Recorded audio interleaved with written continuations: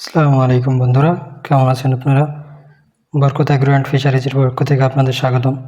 আজ আমরা রওনা দিয়েছি লাউ গাছের মাচা তৈরির বাঁশ কিনতে।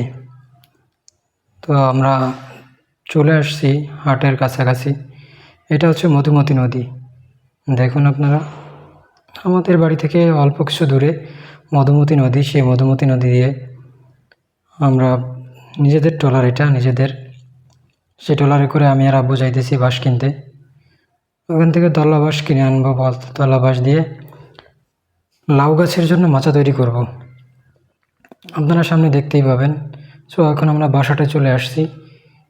এটা হচ্ছে আমাদের এখানে ভেড়ার বাজার বাঁশহাট, হাই রোডের পাশেই বাঁশহাট বসে। এটা সেই বাঁশহাট। দেখুন, এখানে বিভিন্ন প্রকার বাঁশ পাওয়া যায়। সো আমরা নিব তল্লা বাঁশ, যেটাকে বলে তল্লা বাঁশ।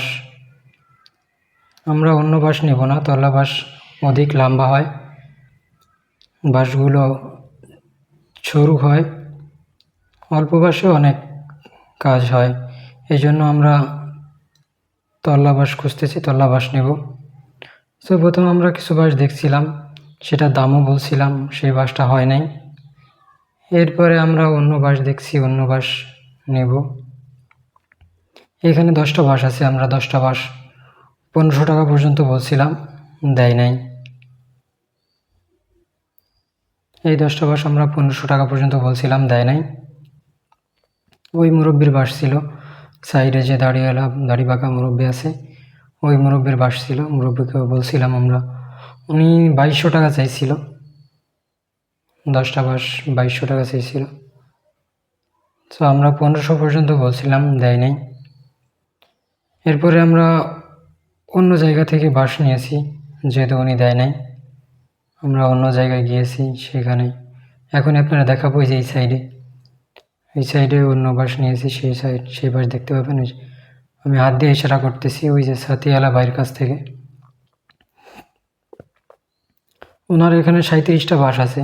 সো উনি টাকা চাইছে 5200 টাকা চাইছিল, আমরা 5200 টাকায় দিয়েছি ওনারে।